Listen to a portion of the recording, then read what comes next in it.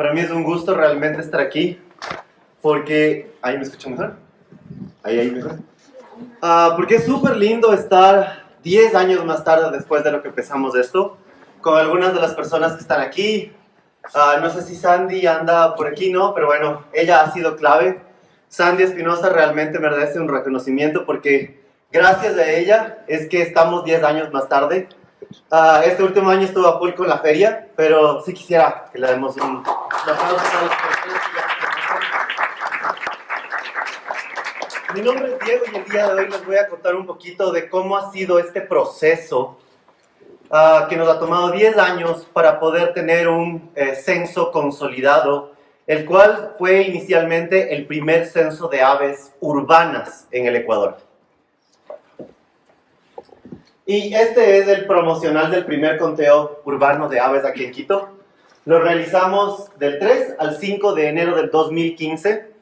En términos de fecha, contaba como el censo del año 2014, porque se puede hacer, acuérdense, entre finales de diciembre y principios de enero. Y nadie había oído antes aquí en Ecuador de un conteo urbano. Normalmente cuando las personas escuchaban vamos a ver aves, vamos a pajarear, era un tema de irse como que a las montañas, ¿no? Al páramo, a los humedales, lejos de la ciudad. Y la idea de poder encontrar aves en un espacio altamente urbanizado como el Valle de Quito, para muchas personas usualmente representaba un par de tórtolas, unos gorriones y por ahí unos mirlos. Gracias al trabajo de una serie de pajareros y ornitólogos que durante mucho tiempo antes de los conteos estuvieron trabajando fuertemente, sabíamos que la realidad, en términos ya de lo que sí existe en Quito, no era esa. Y ahí le puedo ver a Juan Manuel Carrión, que ha sido una de las personas insignes en el trabajo con las aves de Quito. Yo me acuerdo cuando era chiquito que tuve su libro, el primero de Aves del Valle de Quito y sus alrededores, y este libro realmente reflejaba que la diversidad en Quito era muchísima más alta de la que las personas comunes y corrientes pensaban. Sin embargo, muchos de nosotros estábamos acostumbrados justo a eso, a ver unas poquitas especies por aquí y no atrevernos, y en algunos casos incluso a visitar esos espacios verdes o a hacer que nuestros propios espacios, así sea una macetita por ahí o un jardín o el jardín de la urbanización o el parque que está al lado de la casa, se conviertan en ambientes donde podamos empezar a pajarear, y ya no solamente en relación con atraer aves, sino también una serie de biodiversidad que existe en el Valle de Quito. Y esa fue la función, el objetivo, que inicialmente el colectivo Aves Quito, que tuvo un montón de nombres, ¿no? Club de Aves de Quito y un montón de cosas, pero hoy en día lo hemos dejado como colectivo Aves Quito. Se planteó un grupo de personas con diferentes perfiles profesionales e intereses personales, que lo que nos unía es esta pasión por las aves. Y así es como decidimos un día unirnos con el apoyo de un montón de instituciones. Esto ha sido una de las cosas más lindas de este conteo. Este conteo, si bien está liderado tradicionalmente por Aves Quito, que Aves Quito, como les digo, es un colectivo, lo que ha hecho es involucrar el apoyo. Ven, todas estas dos líneas de aquí son las instituciones, otros colectivos ciudadanos, organizaciones, desde el YACU hasta el INAVI, un montón de diferentes instituciones y organizaciones que han apoyado el desarrollo de esto, porque vieron el valor clave que tenía el conteo y sobre todo porque estaba enfocado en las aves, y las aves son súper buenas para abrir las puertas a la gente a apreciar la naturaleza, especialmente la naturaleza que nos rodea y de las cuales a veces no llegamos a conocer a nuestros propios vecinos y vecinas. ¿Se pasó de una? Ah, sí, está bien. Y aquí les quiero contar un poquito, de hecho, la idea de dónde salen estos conteos navideños a nivel mundial. Porque es súper lindo cómo esta pasión por las aves no solo nos ha unido aquí en el 2015 y no sé si sabían, en 1995, si no estoy mal, fue el primer conteo navideño de aves que se hizo en general en Ecuador. ¿Alguien sabe en dónde? El primero de todo el Ecuador. En Mindo, exacto. Pero la historia de los conteos navideños se van muchísimo más atrás, y tiene que ver muchísimo con una costumbre que había en los Estados Unidos, que era la cacería navideña de aves. ¿Qué era la cacería navideña de aves? Era esta práctica que hacían en esa época. piensen 1800, hasta principios de 1900, donde la gente lo que competía era cazar aves y luego competían por quién tenía la montaña más grande de cadáveres de aves muertas. Y esto justamente más o menos coincidía con la época navideña, y un montón de aves se comían, otras simplemente cazaban por cazar. Y esto lastimosamente, este tipo de prácticas de cacería descontrolada y de falta de aprecio, incluso por las aves más comunes que existían en estas épocas, les cuento que llevó a la extinción de lo que era la especie más abundante de ave de todos los Estados Unidos. Una paloma que era la paloma migratoria. Dicen que habían bandadas tan grandes que tenían kilómetros de distancia que podían ir. Uno seguía viendo pasar la misma bandada y la misma bandada y la misma bandada, y cubría kilómetros y uno podía estar una hora y seguía pasando la misma bandada de palomas migratorias. Era tan abundante que jamás nadie pensó que algo tan común se iba a extinguir. Pero estas prácticas no sustentables y completamente que estaban destruyendo la biodiversidad, empezaron a disminuir las poblaciones de esa especie, que finalmente se terminó extinguiendo hacia la primera mitad de los 1900, y empezaron a disminuir otras poblaciones de aves. Y aquí es donde una persona que para el Ecuador es súper relevante, escribió una convocatoria para que en la Navidad de los 1900, la gente, en lugar de competir por matar aves, compita por salir a pajarear, salir a disfrutar de las aves vivas. Y así es como 28 observadores en 25 sitios en Canadá observaron en esa primera Navidad de 1900 alrededor de 90 especies. Que uno, obviamente, para Ecuador dice 90 especies, pero qué poquito, para esos eran un montón. Pero lo más importante de esto es que llamó a un cambio en el chip en la cabeza de la gente. En que no era necesario estas prácticas aterradoras de estar matando aves por doquier para disfrutar y para salir en comunidad. Y así es como empiezan los censos navideños. Y esta persona es bien interesante porque se llamaba Frank Chapman, y él es el que escribe el primer libro que se puede considerar como la primera guía de aves del Ecuador.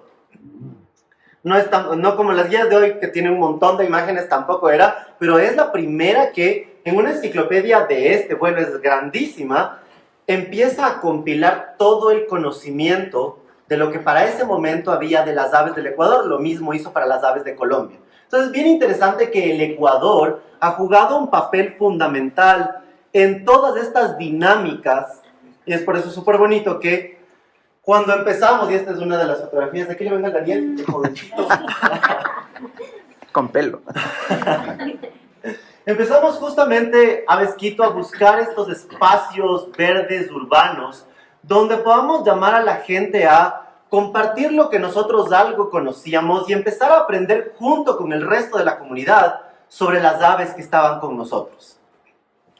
Y esto eventualmente se ha transformado en estos 10 años, que obviamente la acción insignia ha sido el censo, pero entre ires y venires hemos hecho charlas, salidas de campo, visitado sitios que muchas personas decían, pero ¿para qué ir allá si eso es un basurero? El típico concepto de la pobre quebradita, ¿no? Que es un basurero porque la gente le hace un basurero, no porque la quebrada en sí sea un basurero, sino que maltratamos nuestras áreas verdes, le dejamos completamente en el olvido.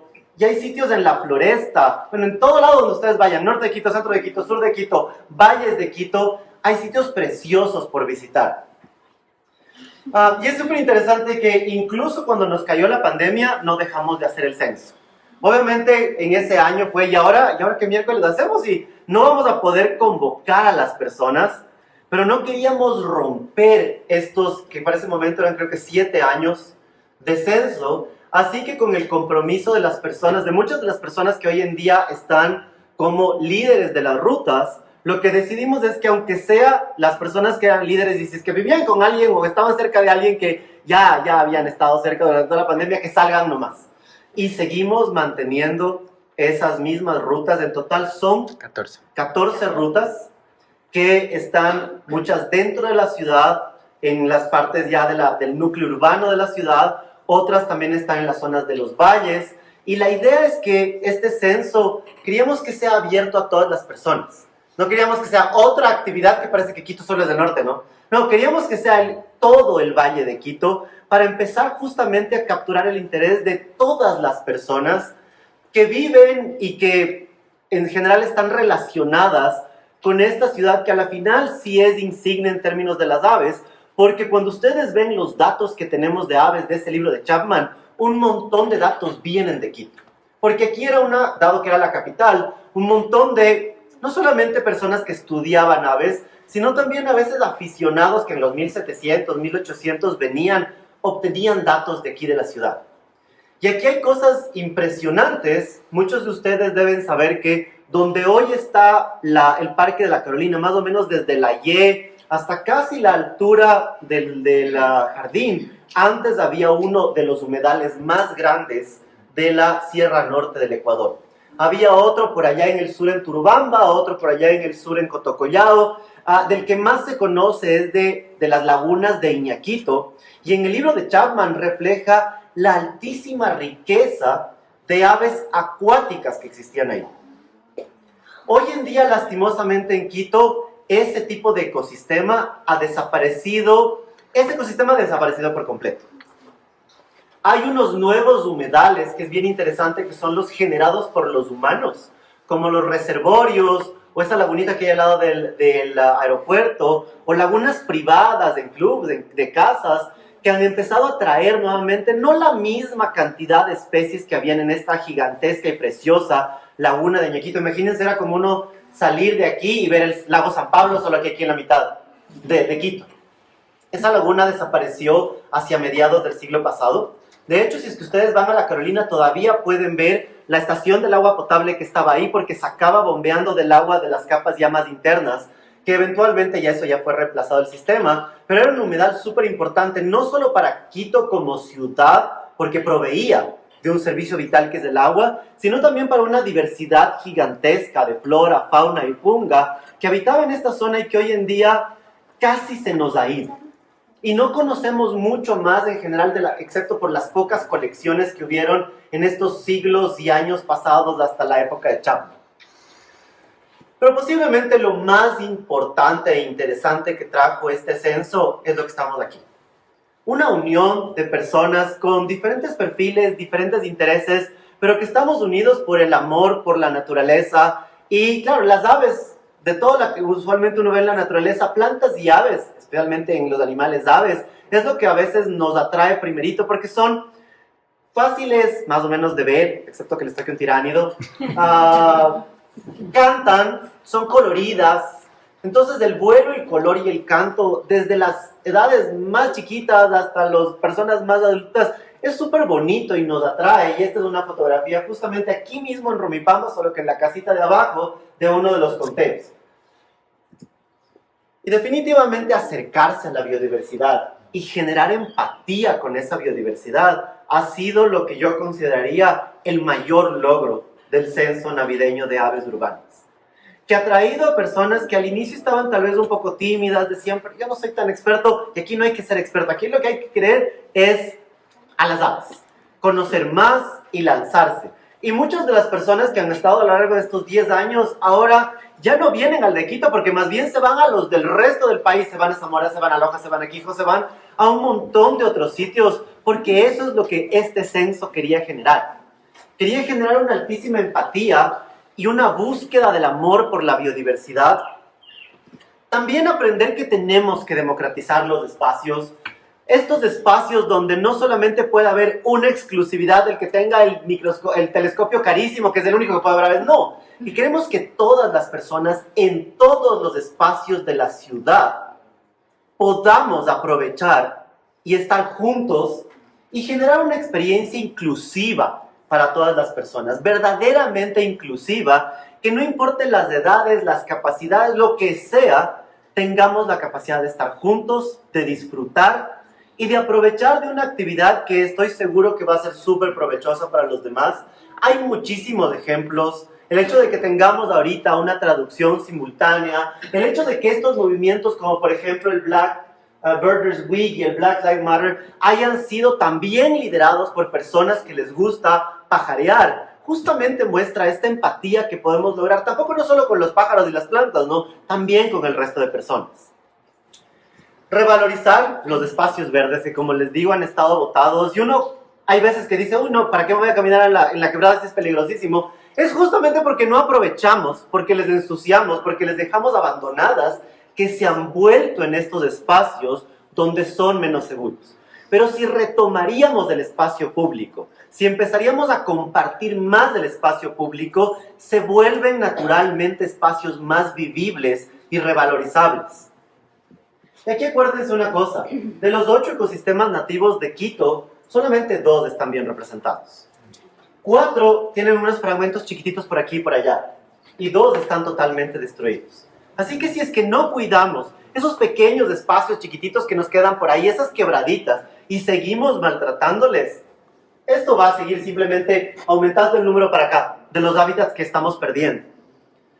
Y obviamente generar valor a estas áreas verdes urbanas y periurbanas también nos genera una contribución a generar conocimiento sobre la biodiversidad. Y eso es un valor súper importante de este conteo. Porque recuerden que para la zona de Quito hay un montón de cosas que no sabemos todavía. Incluso en las aves, que son de los grupos más comunes dentro de la biodiversidad, hay un montón de organismos sobre los que no conocemos. Por ejemplo, solo para darles una idea, recién en los últimos años, y gracias a muchas personas que han participado en el conteo, es que estamos empezando a saber cómo el colibrí más común de Quito tiene sus patrones de reproducción, cómo hace sus nidos, cómo son los patrones de cambio de coloración. Pero hay otras aves que, por ejemplo, el mirlo, todo el mundo dice, uy, no, la población está creciendo un montón. Naranjas de evidencias. No tenemos datos reales de algunas de las aves más comunes.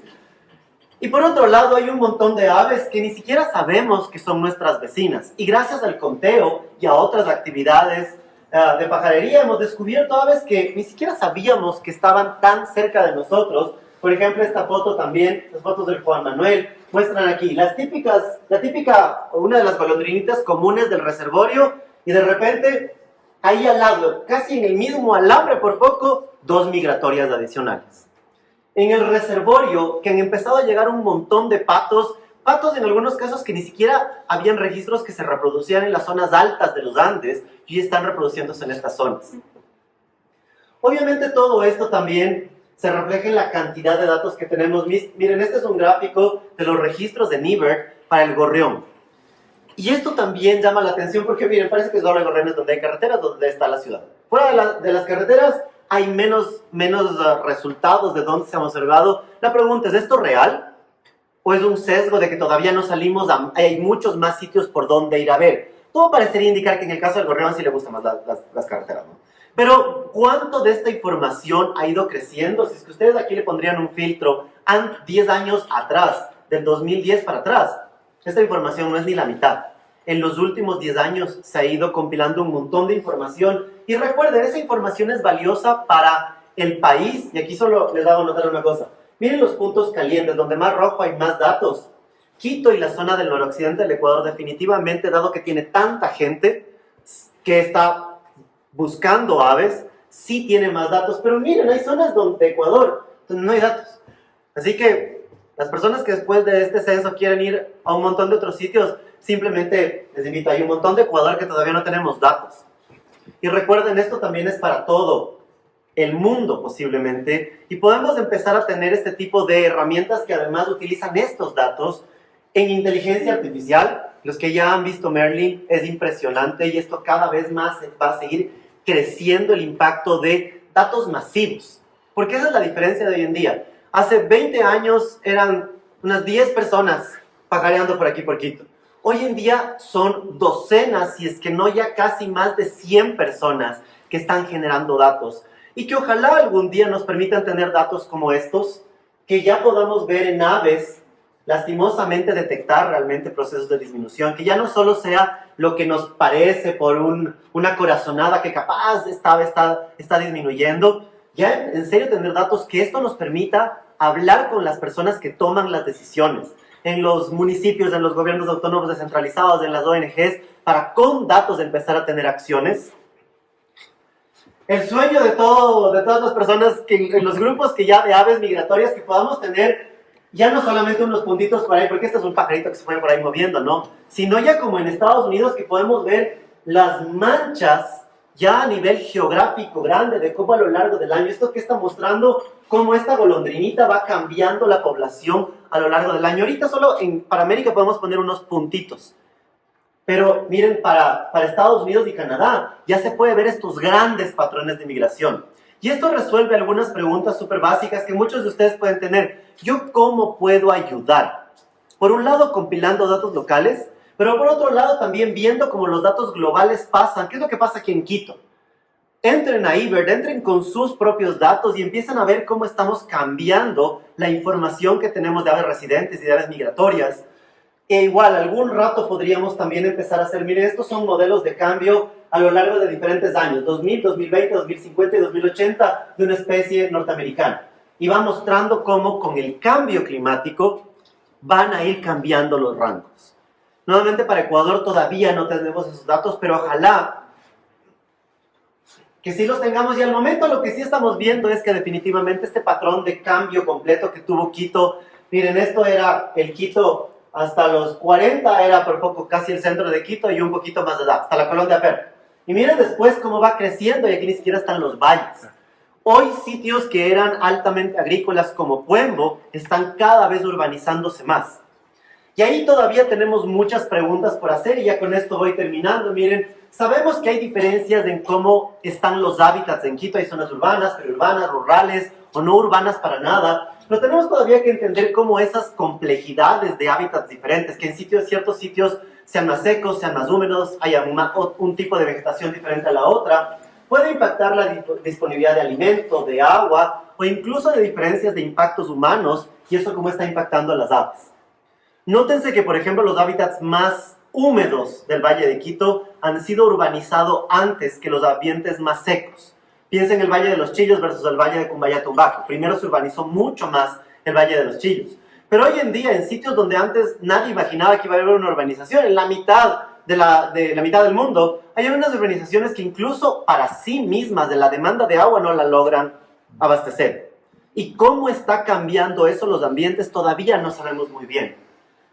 Algunas predicciones que teníamos hace 10 años se siguen manteniendo. Aves como el gorrión, granívoros generalistas, la tortolita, granívoros, es decir, que comen semillitas, o que comen de todo, como el mirlo, omnívoros, o que son generalistas nectarívoros, que comen una variedad de flores, son los que más o menos les va bien en Quito, incluso en hábitats bastante urbanizados. Hay otros que han sido sorpresas. Por ejemplo, frugívoros pequeños resulta que son más abundantes, incluso en áreas urbanas, o por ejemplo, las aves acuáticas, que empezaron a aparecer en algunos casos, ya les digo, hasta en una lagunita chiquita de una casa, ¡boom!, aparecen patos, aparecen garzas. Y esto sí ha sido un cambio fundamental, porque recuerden, el rato que se deseca la laguna de la Carolina, ustedes ven los datos sobre aves acuáticas, bajan un montón. Y hoy parece que sí, definitivamente las aves sí están regresando. Y esto también tiene que ver con que la gente ya no caza aves, al menos en la zona de Quito, ¿no? Ya les deja estar, y la gente justamente ha estado influenciada por este tipo de actividades, que nos acerca a apreciar más a las aves. Sin embargo, hay otros a los que definitivamente no les está yendo bien. Los datos muestran que insectívoros de dosel, de las copas de los árboles, como por ejemplo el pájaro brujo, está disminuyendo. En zonas donde antes habían muchos más, las parejas han ido desapareciendo. De estos todavía no tenemos muchos datos porque lastimosamente el conteo, la mayor parte de rutas lo hace durante el día, pero los pocos datos que tenemos y también de colectados fuera de los censos indican que insectívoros aéreos también están sufriendo.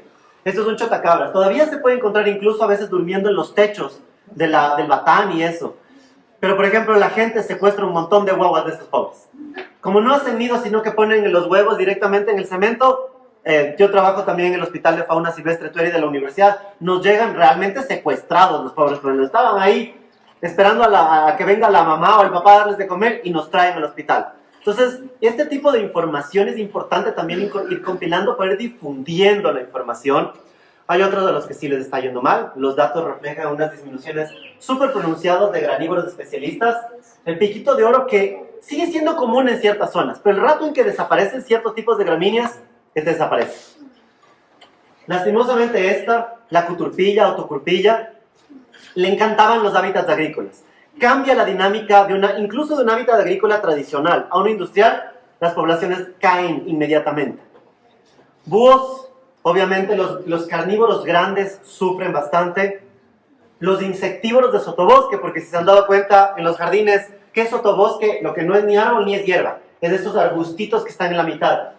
Estos desaparecen porque en nuestros jardines no tenemos esos arbustos, en los parques tampoco, o sea, Rumipamba es una excepción, pero vayan a la Carolina, no hay nada de arbustos. Estos son los que también desaparecen. Frugívoros grandes como esta cotinga que es preciosa, que todavía se puede ver en zonas como aquí como Rumipamba, pero en otras, todo lo que son frugívoros grandes como las cotingas y las tangaras también están bajando.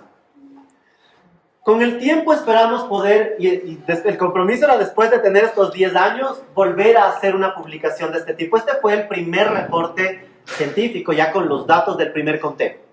Y ahora que tenemos 10 años, vamos a volver a sacar un nuevo reporte donde podamos empezar a presentar las tendencias de los datos. Pero recuerden, nuevamente el conteo sin ustedes no es posible. Así que felicitaciones, salgan a ver aves, vayan a pajarear por donde puedan y que este sea simplemente para las personas que primero están empezando una semillita y para los que ya están algunas veces, acuérdense, hay un montón de otros sitios donde también hay que ir a pajarear. Felicitaciones y muchas gracias.